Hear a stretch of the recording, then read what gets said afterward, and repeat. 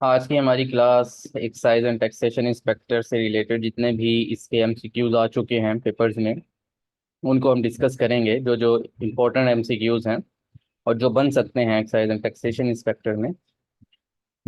तो आज की क्लास में हम डिफरेंट एमसीक्यूज को देखेंगे और थोड़ी सी इसकी डिटेल में जाएंगे और देखेंगे कि कौन कौन सा सवाल यहाँ से बन सकता है पेपर में। तो शुरू करते हैं। यहाँ पे हमारे पास पहला जो सवाल है, अल अजहर अल अजहर मॉस्क, अल अजहर मस्जिद, ये पेपर में सवाल बहुत दफा आता है। सबसे पहले आता है कि ये मस्जिद कहाँ पे है। ये इजिप्ट के कैपिटल कायरो के अंदर है, पहला सवाल। दूसरा सवाल ये आता है कि ये मस्जिद कब बनी। 1972 एडी के अंदर। अल अजहर जो मस्जिद है ये कहाँ पे है, ये कायरो के अंदर है। और ये मस्जिद कब बनी, ये 972 एडी के अंदर बनी है। ये आपको पता होना चाहिए। उसके बाद दुनिया की सबसे बड़ी मस्जिद कौन सी है। मस्जिदुल हराम। ठीक है। उसके बाद अगर आप देखें कि कुरान पाक में कितनी मस्जिदों का जिक्र आया है, ये भी आपको पता होना चाहिए। तो 5 मस्जिदें हैं। पहली मस्जिद आपको पता है मस्जिदुल हराम, जो कि मक्का में है। और दूसरी मस्जिद आपको पता है मस्जिद नबवी, जो कि मदीना के अंदर है। तीसरी मस्जिद आपको पता है कुबा, इस्लाम की पहली मस्जिद जिसकी बुनियाद तकवा पे रखी गई थी। कुबा मस्जिद है, कुबा कुबा जगह में, कुबा में। और जो मस्जिद कुबा है ये कलसूम बिन हदम की मलकियत थी। तो इस मस्जिद को खरीदा गया और यहाँ पे मस्जिद कुबा की तामीर की गई थी। 3 मस्जिदें हो गई। चौथी मस्जिद है मस्जिद ज़रार, जिसको 9 हिजरी के अंदर शहीद कर दिया गया था, मस्जिद ज़रार। अच्छा। पांचवी मस्जिद जो है वो है मस्जिद अक्सा, जो कि बैतुल मुकद्दस यानी कि फलस्तीन के अंदर है। और मस्जिद अक्सा की सबसे पहले जिसने बुनियाद रखी थी वो हज़रत इब्राहीम अलैहिस्सलाम। तो ये 5 मस्जिदें हैं जिनका जिक्र कुरान पाक में भी मिलता है। और अगर बात करें कि सिटी ऑफ मॉस्क किसको कहा जाता है, तो वो ढाका, बांग्लादेश का कैपिटल है ढाका, उसको कहा जाता है सिटी ऑफ मॉस्क। और पाकिस्तान में जो फेमस मस्जिद है मस्जिद फैसल मस्जिद, इस्लामाबाद के जो फैसल मस्जिद है, फैसल मस्जिद बहुत फेमस है, उसके बारे में भी आपको पता होना चाहिए। तो ये कुछ सवाल हैं जो मस्जिदों से रिलेटेड बनते हैं। एक और सवाल है जो आता है, स्पेन के अंदर एक जगह है कुर्तबा। स्पेन के अंदर एक जगह है कुर्तबा, वहां पे एक मस्जिद है मस्जिद कुर्तबा। स्पेन के अंदर एक जगह है कुर्तबा, वहां पे एक मस्जिद बनाई गई है मस्जिद कुर्तबा, जिसकी बुनियाद रखी थी अब्दुल रहमान वन ने। तो ये सवाल सारे आपको पीपीएससी के डिफरेंट एग्जाम्स में मिलेंगे कि अल अजहर मस्जिद कहाँ पे है, कायरो में 972 एडी के अंदर बनी है। स्पेन के अंदर कौन सी मस्जिद है, वहाँ पे एक जगह है कुर्तबा, जहाँ पे मस्जिद कुर्तबा की बुनियाद रखी थी अब्दुल रहमान वन ने। और 5 मस्जिदों के बारे में मैंने अभी बताया, जो कि कुरान पाक में भी जिसका जिक्र मिलता है और जो कि फेमस मस्जिदें हैं। और इसके बाद एक मस्जिद है, एक मस्जिद पाकिस्तान के अंदर भी फेमस है, और उसके फैसल मस्जिद। और उसके बाद अगर बात करें कि सिटी ऑफ मॉस्क किसको कहते हैं, तो वो बांग्लादेश के कैपिटल ढाका को कहा जाता है। ये कुछ सवाल हैं जो कि पीपीएससी में बनते हैं। दूसरे सवाल की तरफ जाते हैं, नागोया। इची नागोया एक शहर है जापान का। इची नागोया एक शहर है जापान का। लेकिन आपको ये भी पता होना चाहिए, अक्सर पेपर में इची नागोया नहीं देता। अक्सर पेपर्स में आता है Nagoya. Nagoya is the sea port of, basically जो शहर है वो सी पोर्ट भी है, यानी कि बंदरगाह भी है।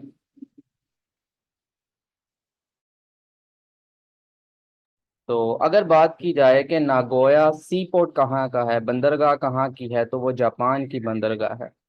अगर शहर की बात करेंगे तो आपको इची नागोया भी मिलेगा पूरा नाम। अच्छा। अब जापान से रिलेटेड आपको पता होना चाहिए कि जापान के 2 नाम पेपर में आते हैं। एक आता है लैंड ऑफ राइजिंग सन। ठीक है, 1 मिनट है।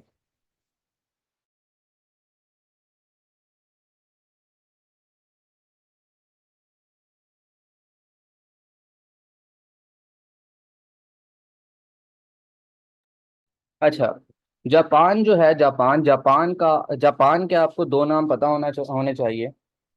एक है लैंड ऑफ राइजिंग सन,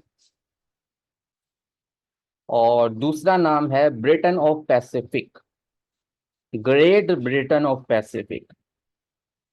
इसके दो नाम आपको पता होने चाहिए। एक है लैंड ऑफ राइजिंग सन, और दूसरा नाम आपको मिलेगा ग्रेट ब्रिटेन ऑफ पैसिफिक। ये दो निक नेम्स हैं जापान के, और ये बहुत फेमस हैं, इसके बारे में आपको पता होना चाहिए। और अगर बात की जाए जापान के पुराने नाम की, तो जापान जो है वो एन पे ख़त्म होता है, एन से ही इसका पहले नाम शुरू होता था, Nippon. Nippon is the old name of Japan. Nippon जो है ये जापान का पुराना नाम है, आजकल जापान है। जापान के दो डिफरेंट नेम्स, दो निक नेम्स अगर बात करें, तो लैंड ऑफ राइजिंग सन भी कहते हैं, ग्रेट ब्रिटेन ऑफ पैसिफिक भी कहा जाता है। निप्पॉन इसका पुराना नाम है, और इसका कैपिटल हुआ करता था कियोटो। 1868 तक कहा जाता है, इसकी डेट आपने चेक कर लेनी है। Kyoto is the old capital.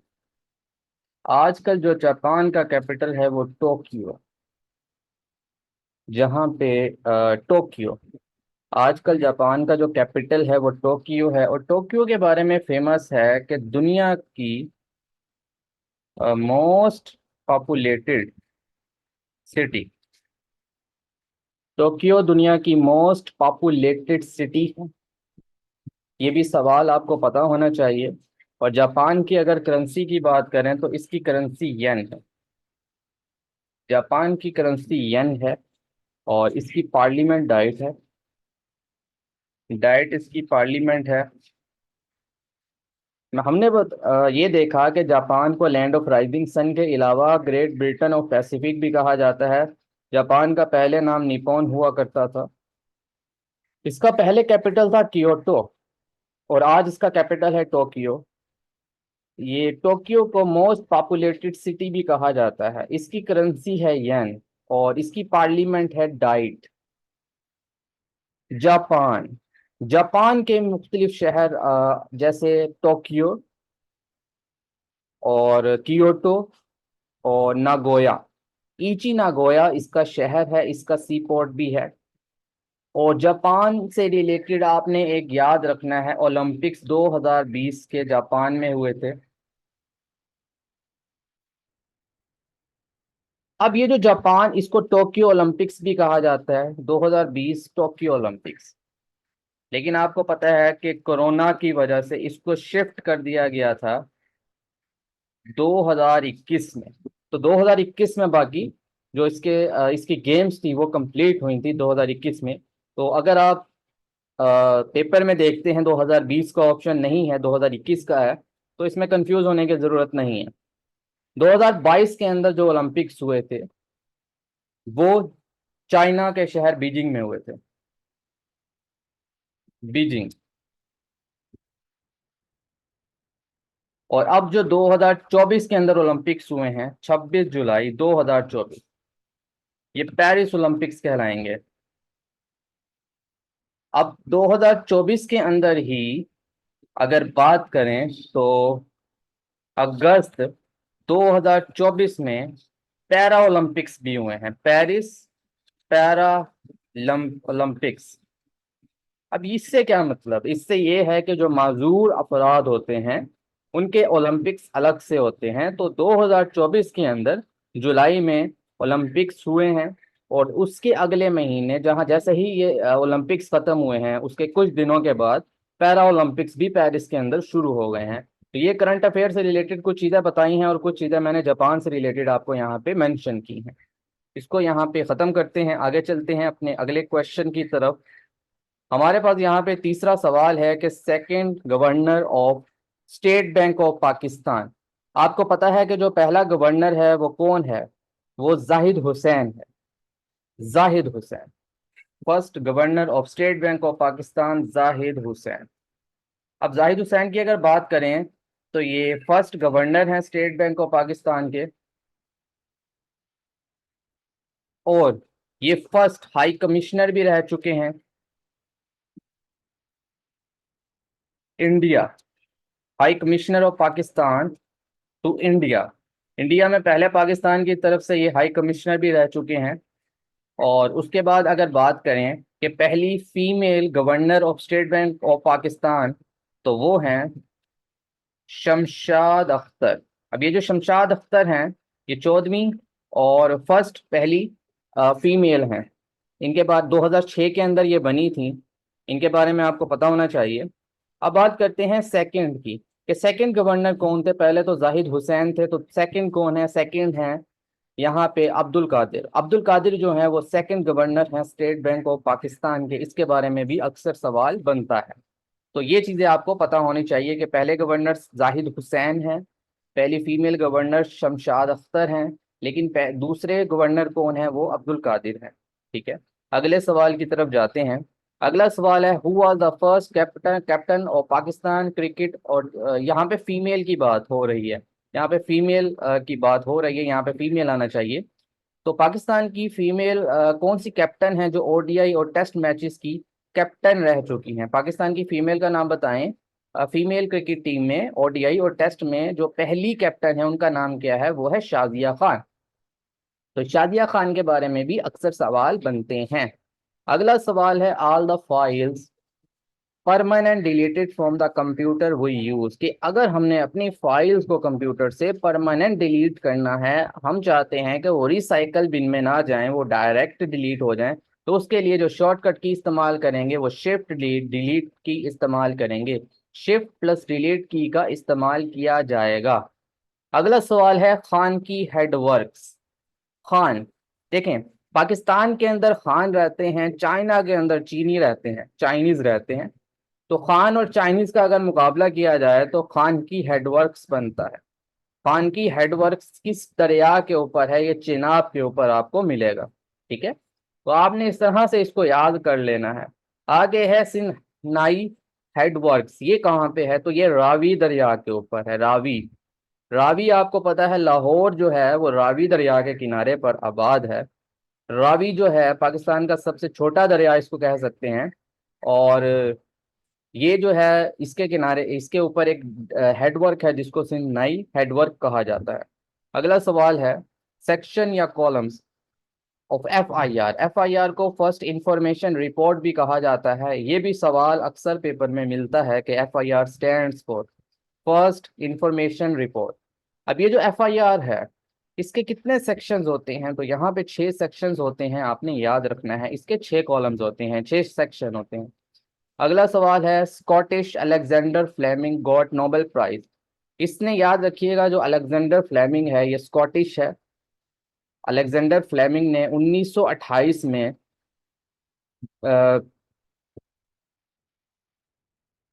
Penicillin को डिस्कवर किया था। अलेक्जेंडर फ्लेमिंग जो है ये स्कॉटिश है, इसने 1928 में पेनिसिलिन को डिस्कवर किया था।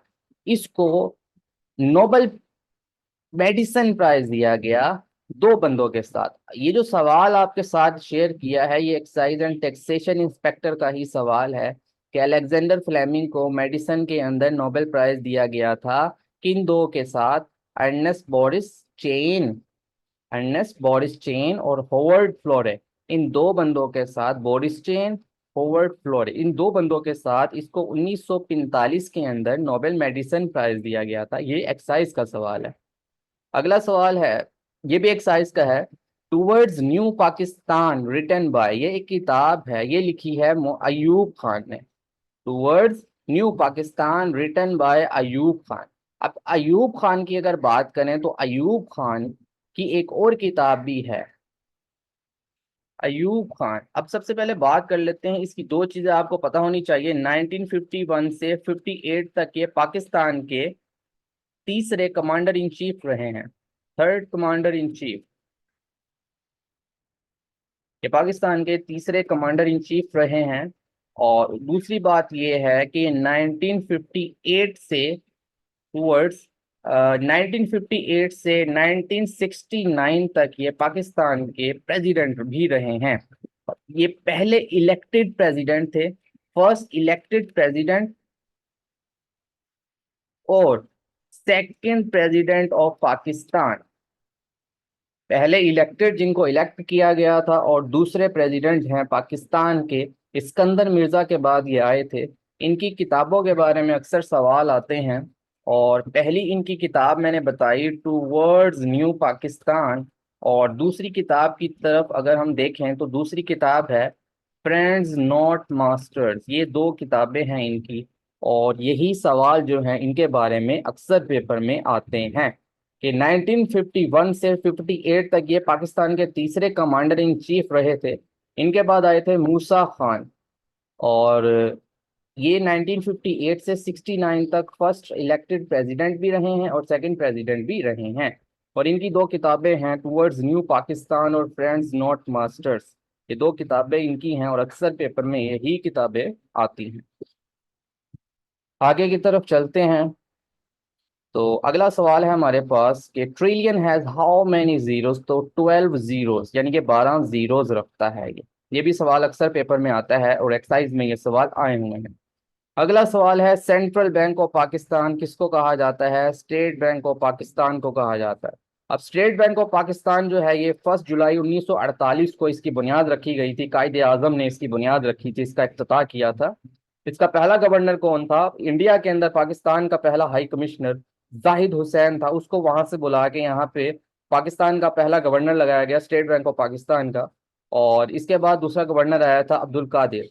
और पहली फीमेल गवर्नर आपको बताया जैसे 2006 के अंदर 14वीं फीमेल और पहली फीमेल पाकिस्तान की तरफ से शमशाद अख्तर हैं।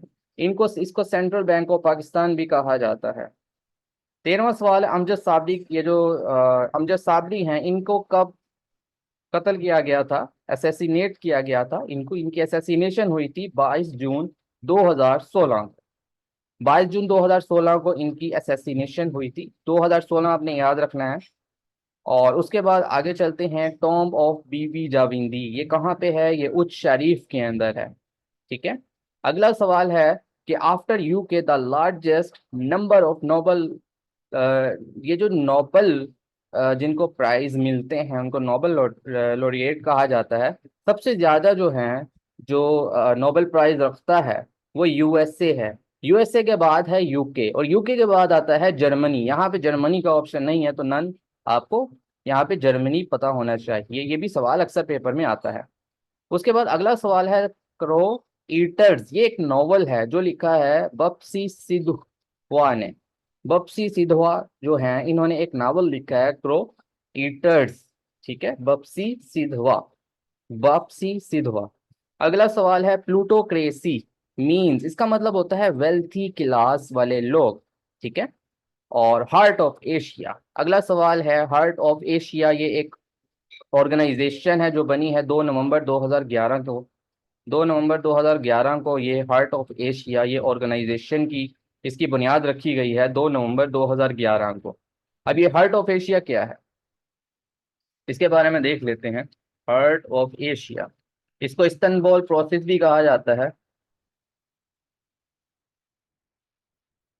ठीक है। ये कब बनी?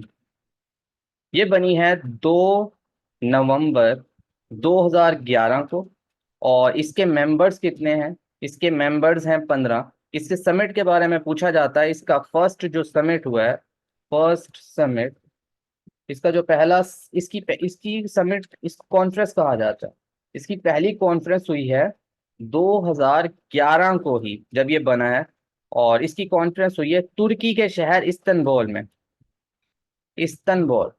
अच्छा। उसके बाद इसका दूसरा इसकी जो जो दूसरी कॉन्फ्रेंस हुई है वो 2012 को हुई है और ये हुई है काबुल में अफगानिस्तान के कैपिटल काबुल में। अब इसकी पांचवी और छठी जो कॉन्फ्रेंस है उसके बारे में पेपर में सवाल आते हैं। पांचवी 2015 में हुई है और ये कहाँ पे हुई है? ये पाकिस्तान के अंदर हुई है इस्लामाबाद। ये इंपॉर्टेंट सवाल पेपर में आया हुआ है। और अगली अगर इसकी कॉन्फ्रेंस की बात करें अब पाकिस्तान में हो गई तो इंडिया भी तो चाहेगा कि ये इंडिया के अंदर हो। तो अगले साल 2016 को इसकी जो कॉन्फ्रेंस हुई है वो अमृतसर के अंदर हुई है। पेपर में इंडिया का ऑप्शन नहीं आता, ज्यादातर अमृतसर का ऑप्शन आएगा। इस वजह से मैंने इनके कैपिटल्स या इनके शहरों का मेंशन किया है यहाँ पे। और इसकी जो आखिरी जो कॉन्फ्रेंस हुई है वो आई थिंक 9वीं कॉन्फ्रेंस थी, या 8वीं कॉन्फ्रेंस, हाँ 8वीं कॉन्फ्रेंस है। इसकी 8वीं कॉन्फ्रेंस हुई है 2019 के अंदर, और ये तुर्की के अंदर हुई है। ये तुर्किया के अंदर हुई है, तुर्की के अंदर हुई है। इसका शहर भी इस्तांबुल ही होगा, होना चाहिए। ठीक है। तो ये है हार्ट ऑफ एशिया से रिलेटेड जो जो सवाल पेपर में बनता है। 2 नवंबर 2011 को बनी है, 15 इसके मेंबर्स हैं। तो इसकी पहली कॉन्फ्रेंस हुई है 2011 में, इस्तांबुल के अंदर हुई है। इसकी जो दूसरी कॉन्फ्रेंस है वो 2012 को काबुल के अंदर हुई है।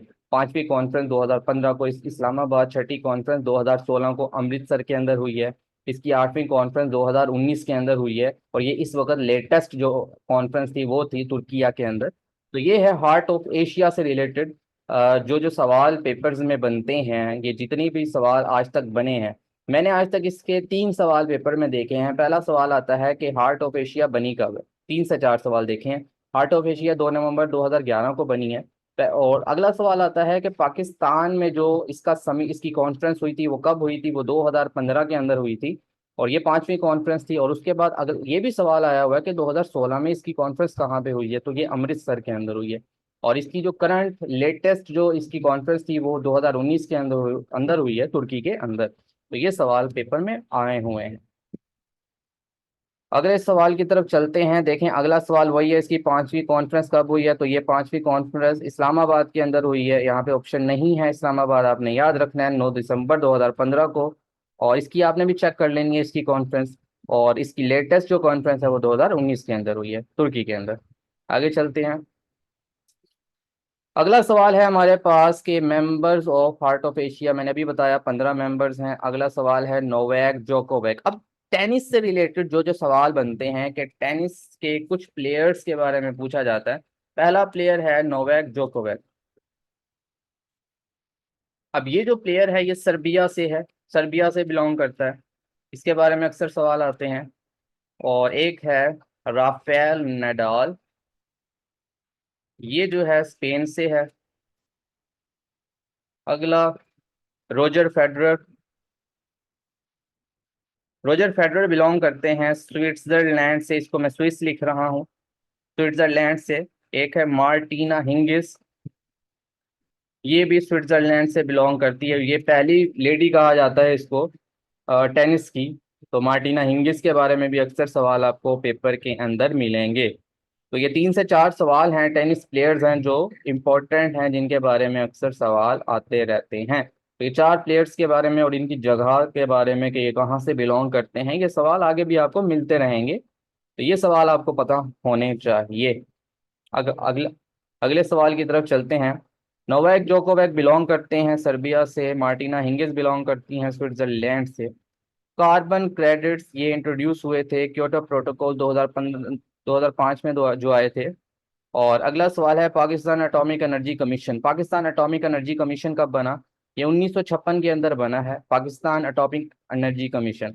अगर दुनिया के एटॉमिक एनर्जी कमीशन की बात करें तो उसको इंटरनेशनल एटॉमिक एनर्जी कमीशन कहा जाता है, आई ए इंटरनेशनल एटॉमिक एनर्जी कमीशन कहा जाता है। ये बना है 1957 के अंदर, और इसका हेडक्वार्टर आता है वियना ऑस्ट्रिया के अंदर। तो ये 2 सवाल अक्सर आपको पेपर में मिलेंगे कि IAEA का हेडक्वार्टर कहाँ पे है और ये कब बनी। ये 1957 में बनी है और इसका हेडक्वार्टर है वियना ऑस्ट्रिया के अंदर। और पाकिस्तान एटॉमिक एनर्जी कमीशन 1956 के अंदर बनी है। इसका हेड भी पूछा जाता है, पाकिस्तान एटॉमिक एनर्जी कमीशन का अक्सर हेड भी पूछ लिया जाता है। तो ये आपने करंट अफेयर के तौर पर इसको देख लेना है। अगला सवाल है ऑर्गेनाइजेशन ऑफ इस्लामिक कॉन्फ्रेंस। पहले इसका नाम कॉपरेशन था, कॉन्फ्रेंस। अच्छा, ओआईसी के बारे में आपको पता होना चाहिए कि ये बनी है 25 सितंबर 1969 को। ओआईसी ये बनी है 25 सितंबर 1969 को। और इसका हेडक्वार्टर कहाँ पे है, जद्दा के अंदर, सऊदी अरेबिया के अंदर। इसके मेंबर्स कितने हैं, इसके 57 मेंबर्स हैं। इसका पहला समिट कहाँ पे हुआ था। इसका पहला जो समिट हुआ था वो 1969 के अंदर ही हुआ था। कहाँ पे हुआ था, मोरक्को के शहर रबात में। मोरक्को का कैपिटल है रबात, वहाँ पे इसका पहला समिट हुआ था। इसका दूसरा समिट 1974 के अंदर हुआ था, लाहौर के अंदर। और इस समिट के अंदर पाकिस्तान ने क्या किया था, पाकिस्तान ने बांग्लादेश को रिकॉग्नाइज किया था एज एन इंडिपेंडेंट स्टेट। तो ये कुछ सवाल हैं ओआईसी के, और ओआईसी की लैंग्वेज के बारे में आपको पता होना चाहिए। इसकी 3 लैंग्वेजेस हैं जिनको फिया कहा जाता है। फिया का मतलब है फ्रेंच, इंग्लिश और अरेबिक। ये 3 लैंग्वेजेस रखता है ओआईसी, तो ये भी आपको पता होना चाहिए। इसके 2 समिट बहुत इंपॉर्टेंट हैं। और इसका इस वक्त जो करंट समिट हुआ है, वो इसका जो करंट समिट हुआ है उसके बारे में अक्सर सवाल आते हैं। इसका 15वां समिट है मेरा ख्याल है, या आपने देख लेना इसका कौन सा समिट है। लेकिन जो इस वक्त इसका करंट समिट हुआ है वो हुआ है 4 मई 2024 को। कहाँ पे हुआ है? ये हुआ है गैम्बिया के कैपिटल बंजोल में। ये अफ्रीका का एक शहर है, अफ्रीका की कंट्री है, अफ्रीका का मुल्क है गैम्बिया। तो इसका समिट वहाँ पे हुआ है। पाकिस्तान के प्राइम मिनिस्टर नहीं गए थे, पाकिस्तान के डिप्टी प्राइम मिनिस्टर गए थे यहाँ पे, इसहाक डार। तो ये आपने याद रखना है। ये ये चीज़ें आपने याद रखनी है ओआईसी से रिलेटेड। और ओआईसी के जो करंट सेक्रेटरी जनरल है उसके बारे में भी सवाल आता है। उनका नाम है इब्राहिम हुसैन इब्राहिम ताहा। हुसैन इब्राहिम ताहा। अब ये जो हैं ये बिलोंग करते हैं चैड से। हुसैन इब्राहिम ताहा जो हैं, ये इस वक्त करंट सेक्रेटरी जनरल हैं ओआईसी के, और ये कहाँ से बिलोंग करते हैं? चैड से। अब एक सवाल ये भी आता है कि ओआईसी के पहले सेक्रेटरी जनरल कौन थे, फर्स्ट सेक्रेटरी जनरल?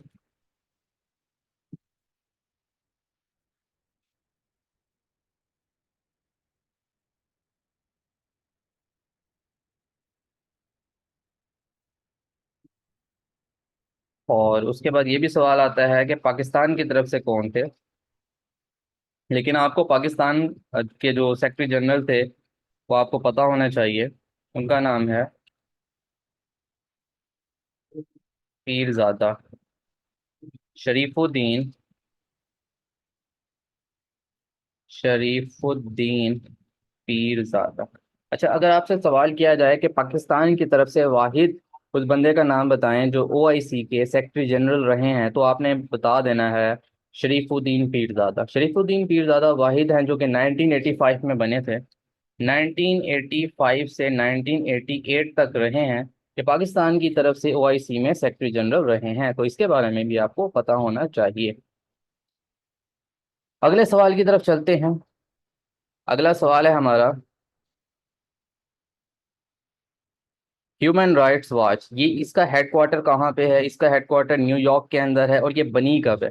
ये 1978 के अंदर बनी है। अगला सवाल है गुलाम इसहाक खान, ये कौन थे? गुलाम इसहाक खान पाकिस्तान के प्रेसिडेंट थे। अब पाकिस्तान के प्रेसिडेंट तो थे, लेकिन ये और क्या थे? तो गुलाम इसहाक खान चेयरमैन सेनेट भी रह चुके हैं। ये चेयरमैन सेनेट थे पाकिस्तान में, ऑल ऑफ दीज नहीं है, तो चेयरमैन सेनेट। ठीक है।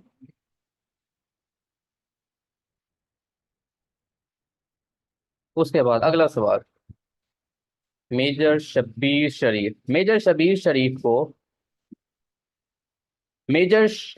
शरीफ को पाकिस्तान की तरफ से निशाने हैदर दिया गया था। अब निशाने हैदर के साथ अक्सर पेपर में सवाल आता है कि इनको और क्या अवार्ड मिला था? सितारे जुर्रत।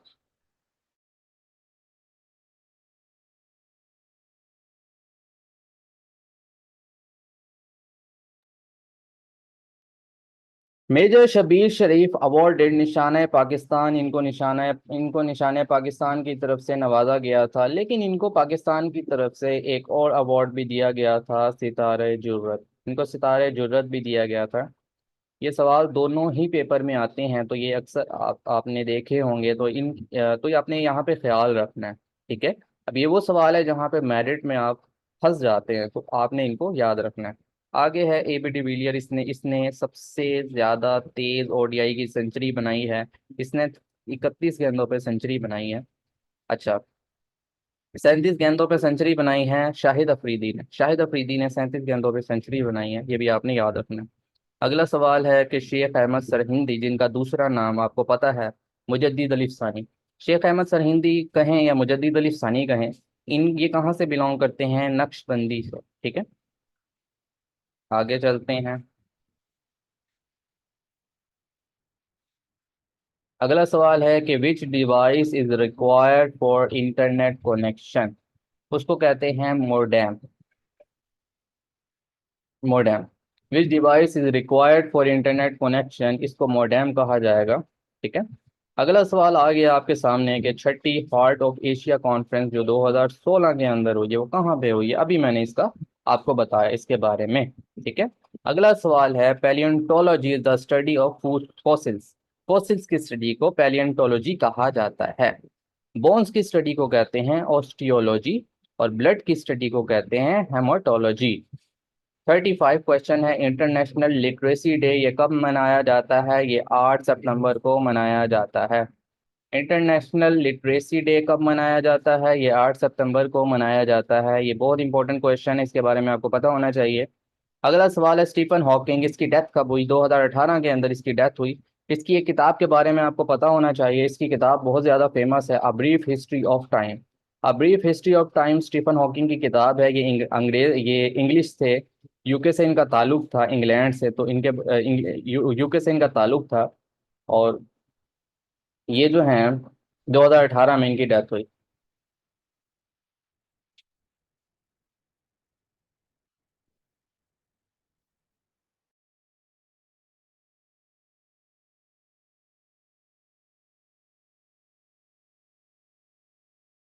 अच्छा, अगला सवाल है दुनिया का सबसे बड़ा स्टेडियम। अब दुनिया का सबसे सबसे बड़ा स्टेडियम तो मेलबर्न था, लेकिन यहाँ पे चेंज हो गया। दुनिया का सबसे बड़ा जो स्टेडियम है वो इंडिया ने बना लिया, उसको कहते हैं नरेंद्र मोदी क्रिकेट स्टेडियम। ठीक है। मेलबर्न स्टेडियम कहाँ पे है? ये ऑस्ट्रेलिया के अंदर है, मेलबर्न स्टेडियम। मेलबर्न में आपने देखा होगा कि 25 मार्च 1992 को पाकिस्तान और इंग्लैंड के दरमियान ओडीआई का वर्ल्ड कप का फाइनल खेला गया था मेलबर्न क्रिकेट स्टेडियम में। पाकिस्तान ने इंग्लैंड को शिकस्त दी थी 22 रन से, और पाकिस्तान ने ये वर्ल्ड कप जीता था। इसमें मैन ऑफ द मैच या प्लेयर ऑफ द मैच थे वसीम अकरम, कैप्टन थे इमरान खान, और पाकिस्तान के 22वें वजीर आजम भी इमरान खान बने थे। इन्होंने 22 रन से मैच जीता और 22वें वजीर आजम भी बने थे। ठीक है। ओवल क्रिकेट स्टेडियम ये इंग्लैंड के अंदर आपको मिलेगा, गद्दाफी स्टेडियम आपको लाहौर के अंदर मिलेगा। अगला सवाल है FBI belongs to USA. FBI belongs to USA. ठीक है। अगला सवाल है लाहौर डिक्लेरेशन, ये 1919 के अंदर हुई थी, पाकिस्तान और इंडिया के दरमियान ये एक एग्रीमेंट था। ये एक पाकिस्तान और इंडिया के दरमियान हुई थी, लाहौर के अंदर साइन हुई थी। अब पेपर में सवाल आता है कि ये कब साइन हुई थी, तो ये 21 फरवरी 1999 को साइन हुई थी। 21 फरवरी 1999 को ये साइन हुई थी। पाकिस्तान की तरफ से जो वजीर आजम थे उस वक्त वो आपको पता है नवाज शरीफ थे, और इंडिया की तरफ से जो वजीर आजम थे वो थे अटल बिहारी वाजपेयी। तो एक सवाल यहाँ पे बनता है कि पाकिस्तान, ये इंडिया की तरफ से वो कौन से वजीर आजम थे जिसने लाहौर में मीनार पाकिस्तान का विजिट किया था? तो वो अटल बिहारी वाजपेयी थे। ये भी सवाल आपको पेपर में मिलेगा। तो मैं कोशिश कर रहा हूँ आपको डिटेल चीज़ों को काफ़ी सारी डिटेल में लेके जाऊँ। अच्छा, जुबैदा तारिक की वफात कब हुई थी? 4 जनवरी 2018 को जुबैदा तारिक की वफात हुई थी। बस यहाँ इससे रिलेटेड आपने इतना ही याद रखना है। कुछ सवाल होते हैं उनसे रिलेटेड आपने वहीं वहीं तक ही रहना होता है, कुछ सवाल को आपने डिटेल में सर्च भी करना होता है। अगला सवाल है मोहसिन हमीद कौन थे? ये इंग्लिश फिक्शन राइटिंग थे, इंग्लिश फिक्शन राइटर थे। ठीक है। अच्छा, आगे है फीफा। फीफा को कहते हैं federation international the football association. ये कब बनी है? 21 मई 1904 को बनी है पेरिस के अंदर। 21 मई 1904 को पेरिस के अंदर बनी है, और इसका हेडक्वार्टर जो है वो ज्यूरिच के अंदर है। ज्यूरिच के अंदर इसका हेडक्वार्टर है। ज्यूरिच कहते हैं स्विट्जरलैंड का एक शहर है। ज्यूरिच, पेपर में ये भी आपको सवाल मिलेगा कि ज्यूरिच किसका शहर है, तो ये स्विट्जरलैंड का शहर है। यहाँ पे फीफा का हेडक्वार्टर है। फीफा बनी कब है? ये 21 मई 1904। देखो फीफा में 4 लेटर्स आते हैं, तो ये 21 मई 1904 में बनी है पेरिस के अंदर, और इसका हेडक्वार्टर है ज्यूरिच के अंदर। फीफा जब बनी थी फीफा जब बनी थी तो इसका उस वक्त इसके इंटरनेशनल मैचेस होते थे। इसका पहला वर्ल्ड कप 1930 के अंदर खेला गया, जुलाई 1930 को इसका पहला वर्ल्ड कप खेला गया। और इसका पहला जो वर्ल्ड कप है वो किसने जीता, वो यूरुग्वे ने जीता, यूरुग्वे। अब जो 2022 के अंदर इसका फीफा वर्ल्ड कप खेला गया है वो कतर के अंदर, दोहा के अंदर खेला गया है। और किसने जीता है, अर्जेंटीना ने जीता है। अर्जेंटीना के नाम में तीन आता है, अर्जेंटीना तीन। अर्जेंटीना ने 3 दफा फीफा का वर्ल्ड कप जीता है। अच्छा, 2 दफा फ्रांस ने जीता है। फ्रांस ने एक 1998 में जीता है, एक 2018 के अंदर फ्रांस ने फीफा वर्ल्ड कप जीता है। और पुर्तगाल जहां से बिलोंग करते हैं रोनाल्डो, पुर्तगाल ने आज तक कोई फीफा वर्ल्ड कप नहीं जीता। सबसे ज्यादा जिसने फीफा के वर्ल्ड कप जीते हैं वो ब्राजील है। ब्राजील ने सबसे ज्यादा फीफा के वर्ल्ड कप जीते हैं। अजान के बाद शुरू करते हैं।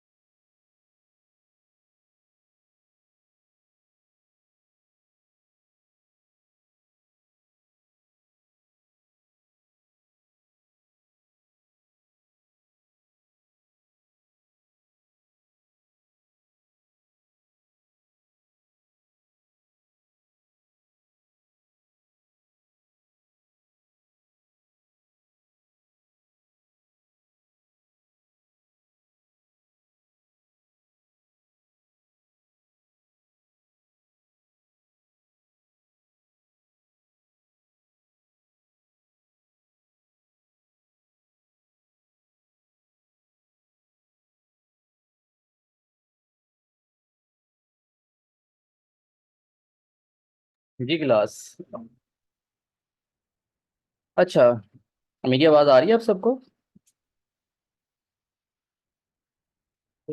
मेरी आवाज़ क्लियर है?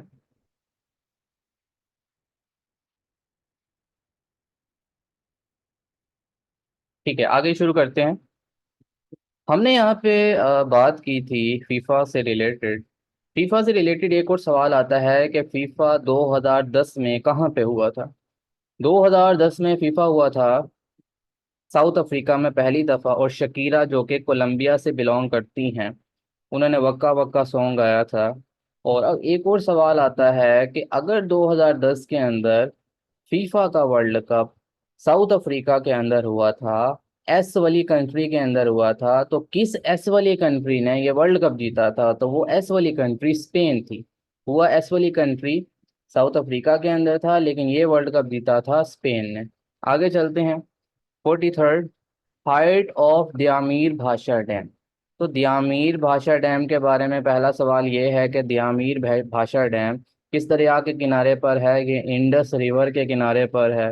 ये जीबी और केपीके के दरमियान है। इसको अक्सर जीबी में ही कंसीडर करते हैं लोग। और दियामीर भाषा डैम की हाइट कितनी है? ये 272 मीटर्स है। और इसकी कैपेसिटी कितनी है? इसकी कैपेसिटी है 4500 मेगावाट, 4500 मेगावाट इसकी कैपेसिटी है, 4500 मेगावाट। ठीक है। अगला सवाल है, length of football penalty area is. तो वो है 16.5 मीटर। 16.5 मीटर जो है वो इसकी पेनल्टी एरिया की लेंथ है। अगला सवाल है कि नैम। अब नैम के बारे में आपको पता होना चाहिए, नॉन अलाइंड मूवमेंट कहा जाता है नैम को। नैम नैम बनी कब है? नैम बनी है 1961 में। बेलग्रेड सर्बिया का कैपिटल है। इसका पहला समिट कहाँ पे हुआ? First summit. इसका पहला समिट हुआ बेलग्रेड के अंदर। ये भी सवाल अक्सर पेपर में आता है कि इसका पहला समिट कहाँ पे हुआ था। और उसके बाद इसके मेंबर्स के बारे में पता होना चाहिए आपको। ये भी सवाल पेपर में बनता है कि इसके कितने मेंबर्स हैं। इसके 120 मेंबर्स हैं। अच्छा, इसका छठा समिट कहाँ पे हुआ? कब हुआ इसका छठा समिट? इसका जो छठा समिट हुआ है, इसका पहला समिट हुआ है 1961 के अंदर। इसका छठा समिट हुआ है 1979 को। कहाँ पे हुआ है? हवाना। हवाना है क्यूबा का कैपिटल। ठीक है। यहाँ पे पाकिस्तान ने क्या किया था? पाकिस्तान ने 1979 में नैम को ज्वाइन भी किया था। इस सेशन के अंदर पाकिस्तान ने नैम को ज्वाइन किया था। पेपर में सवाल आता है पाकिस्तान ने नैम को कब ज्वाइन किया? 1979 में। अगला इसका समिट हुआ था 12वां समिट 1998 में। साउथ अफ्रीका का शहर है डरबन, वहां पे हुआ था। और इस सेशन के अंदर पाकिस्तान का जो एक कंसर्निंग एरिया है उसको डिस्कस किया गया था। कश्मीर इशू को डिस्कस किया गया था 12वें समिट 1998 के अंदर। और इसका जो करंट 19 समिट हुआ है जनवरी 2024 को, वो हुआ है युगांडा के कैपिटल कंपाला में। कंपाला युगांडा का कैपिटल है, कंपाला। यहाँ पे इसका समिट हुआ है। और इसका इस वक्त 19 समिट हुआ है इस कंपाला के अंदर। ठीक है, तो ये चीज़ों के बारे में भी आपको यहाँ पे पता होना चाहिए एग्जाम से रिलेटेड। आगे चलते हैं हम। अगला सवाल है यहाँ पे कि which Pakistani player won the 1994 world snooker championship. ये जीती थी मोहम्मद यूसुफ ने। मोहम्मद यूसुफ ने। ठीक है। अगला सवाल, पाकिस्तान स्टील मिल कराची ये कब बनी? पाकिस्तान स्टील मिल कराची आपने याद रखना है, रशिया की स्पोर्ट से बनाई गई थी। पाकिस्तान स्टील मिल कराची जो है ये 30 दिसंबर 1973 के अंदर बनी थी। 30 दिसंबर आपने याद रखना है। 30 दिसंबर 1906 को ऑल इंडिया मुस्लिम लीग भी बनी थी। और 30 दिसंबर को पाकिस्तान स्टील मिल की बुनियाद भी रखी गई थी, जो कराची में है with the support of Russia. अगला है फुकेट आइलैंड कहाँ पे है? ये थाईलैंड के अंदर है फुकेट आइलैंड। थाईलैंड का कैपिटल आपको पता होना चाहिए, बैंकॉक। और बात इसकी करेंसी है। बी से बैंकॉक और बी से बात। अच्छा, थाईलैंड के बारे में एक सवाल आता है कि थाईलैंड का पुराना नाम क्या था? सियाम। SIAM, SIAM. थाईलैंड की इस वक्त प्राइम मिनिस्टर बनी है, जो यंगेस्ट प्राइम मिनिस्टर है वहाँ की। आपने देखना है वो कौन है, उसके बारे में भी यहाँ पे देखते हैं। थाईलैंड की प्राइम मिनिस्टर बनी है, यंगेस्ट प्राइम मिनिस्टर हैं क्या? Thailand youngest PM.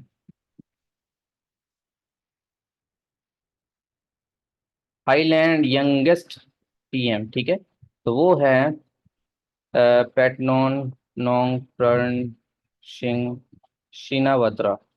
हाँ, शीना बत्रा के बारे में अक्सर ये सवाल आपने याद रखना है। ये जो है ये करंट अफेयर का सवाल है, अक्सर आपको ये पेपर में आपको मिल सकता है कि शीना बत्रा जो हैं इस वक्त करंट, ये अभी अभी बनी है, थाईलैंड की यंगेस्ट प्राइम मिनिस्टर है, ये अभी अभी बनी है। तो ये पेपर में सवाल आपको मिल सकता है, तो आपने गलती नहीं करनी, ठीक है।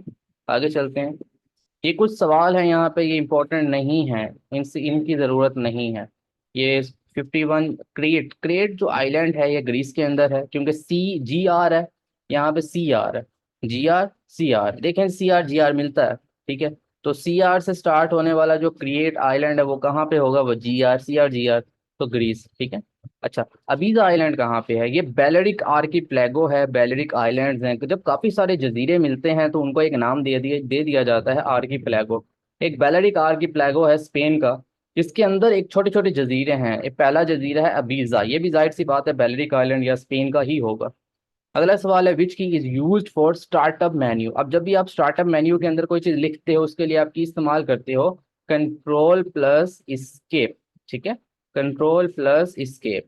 अगला सवाल है लॉर्ड माउंटबेटन जो है ये पाकिस्तान, ये आखिरी वाइसराय थे, ये आखिरी वाइसराय थे।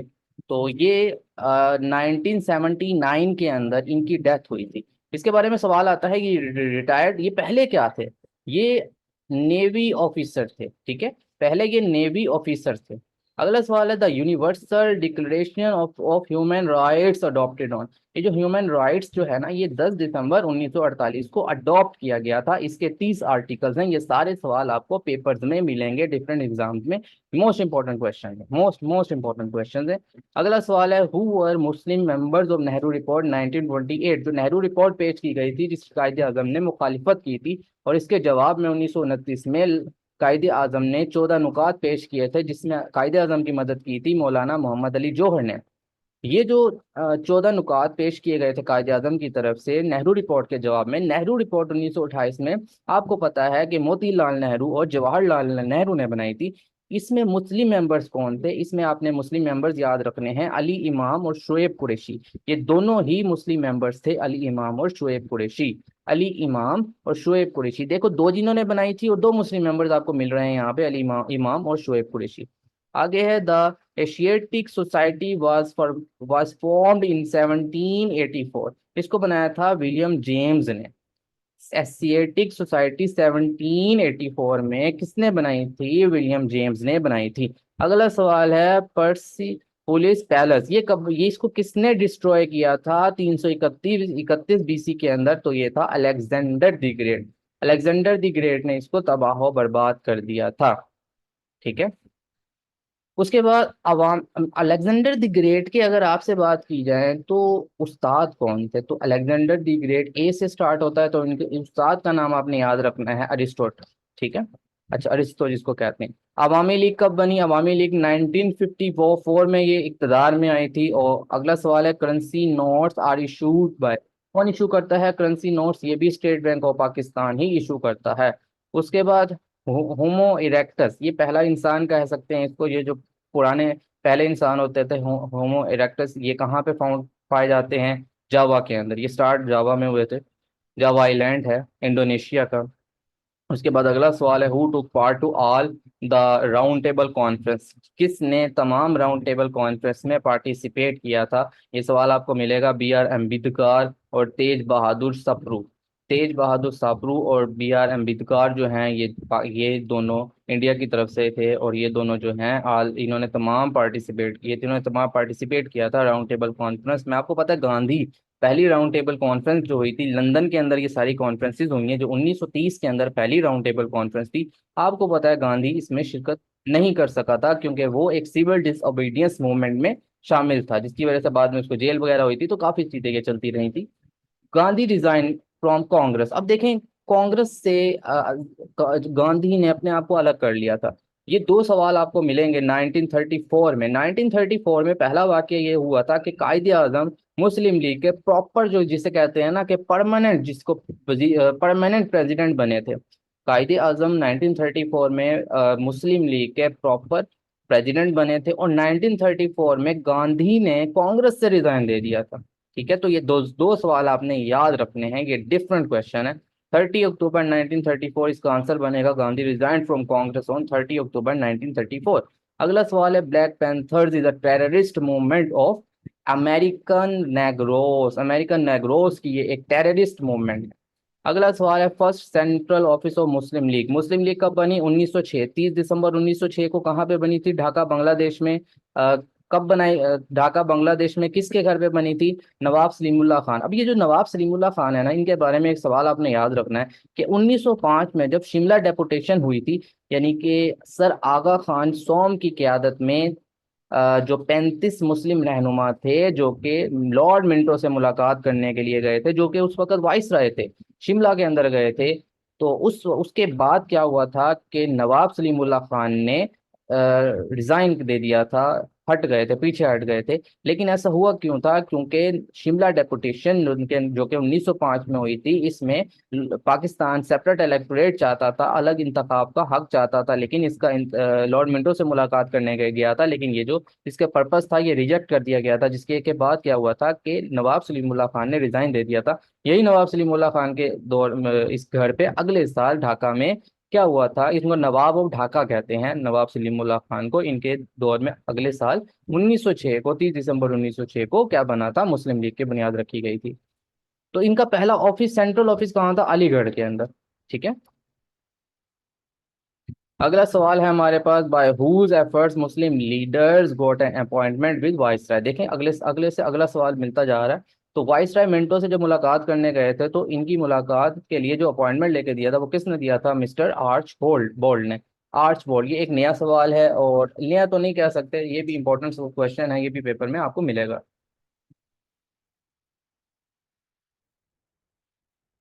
अच्छा, अगला सवाल है, डीगो मैराडोना का आपने सुना होगा, जो कि अर्जेंटीना से थे, फुटबॉल के प्लेयर थे, इनकी डेथ हो गई थी। अच्छा, मैराडोना ऑफ हॉकी किसको कहते हैं? मैराडोना मैराडोना ऑफ हॉकी कहा जाता है शहबाज सीनियर को। शहबाज सीनियर को मैराडोना ऑफ हॉकी कहते हैं। ठीक है, ये भी आपने क्वेश्चन याद रखना। अगला सवाल है, the first general polls held in Kashmir in 1951 के अंदर फर्स्ट जनरल पोल जो हैं ये हुए थे। अगला सवाल, when all parties Hurriyat conference, इसकी बुनियाद कब रखी गई थी? ऑल पार्टीज हुर्रियत कॉन्फ्रेंस, इसकी बुनियाद रखी गई थी कश्मीर में। ये पार्टी बनी थी अप्रैल 1993 को। अप्रैल 1993 को ये पार्टी बनाई गई थी। अगला सवाल है, अली मस्जिद फोर्ट ये किसके किनारे पर है? ये जमरूद फोर्ट के किनारे पर है। अब जमरूद फोर्ट कहाँ पे है? ये पेशावर के अंदर है। अगला सवाल है, नीमूग्राम ये आर्कियोलॉजिकल साइट है, कहाँ पे है? ये पंजाब के अंदर है। अगला सवाल है, तालिबान मूवमेंट जो है ये स्टार्ट हुई थी 1994 में, कहाँ से स्टार्ट हुई थी? कंदहार से स्टार्ट हुई थी। नेल्सन मंडेला, नेल्सन मंडेला के बारे में देखते हैं कि नेल्सन मंडेला कब पैदा हुए। नेल्सन मंडेला, नेल्सन मंडेला आप सबको पता है कि इनको जेल हो गई थी। नेल्सन मंडेला पैदा हुए थे 18 जुलाई 1918। ये जो 18 जुलाई मैंने लिखा है, इसके पीछे बहुत सी हिस्ट्री है। 18 जुलाई को इनका डे भी मनाया जाता है, यूएनओ की तरफ से इनका डे मनाया जाता है 18 जुलाई को, नेल्सन मंडेला का। इनकी डेथ हुई है 5 दिसंबर 2013 को। 5 दिसंबर 2013 को इनकी डेथ हुई है नेल्सन मंडेला की।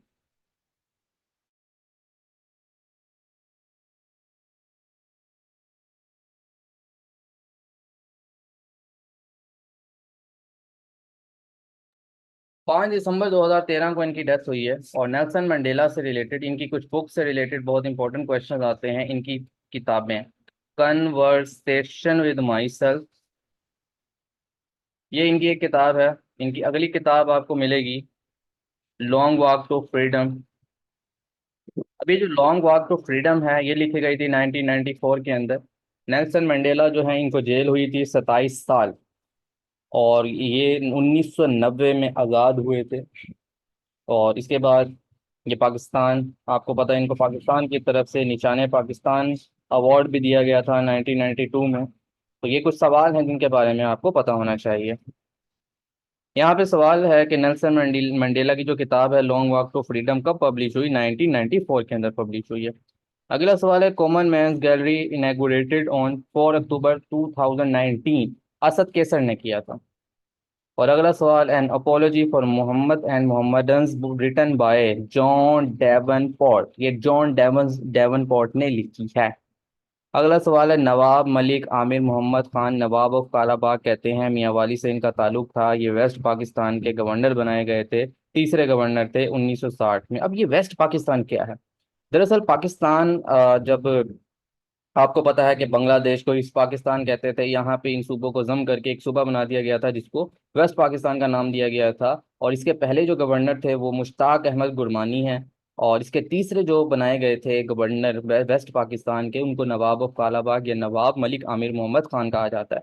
ये तीसरे गवर्नर थे वेस्ट पाकिस्तान के, 1960 के अंदर बने थे। अगला सवाल है कि यहाँ चेक कर लो मैंने। अगला सवाल है कि खान अब्दुल जब्बार खान, डॉक्टर खान साहिब कहा जाता है, ये सीएम बने थे वेस्ट पाकिस्तान के 1955 में, और ये पहले सीएम थे, खान अब्दुल जब्बार खान। उसके बाद which vitamin contains the traces of selenium, यहाँ पे विटामिन ई आएगा, यहाँ पे ऑप्शन नहीं है, आपने याद रखना है vitamin E, vitamin E. Indus river system authority IRSA कब बनी? ये बनी है 1992 के अंदर, 1992 के अंदर ये बनी है। उसके बाद SCO कब बनी? SCO 15 जून 2001 को बनी है। और 9 जून 2017 के अंदर पाकिस्तान ने इसको ज्वाइन, अच्छा इसको देख लेते हैं यहाँ पे। SCO 15 जून 2001 के अंदर बनी है, इसका हेडक्वार्टर बीजिंग के अंदर है, ठीक है। अब पाकिस्तान ने इसको कब ज्वाइन किया? पाकिस्तान ने इसको 9 जून को ज्वाइन किया, पाकिस्तान ज्वाइन।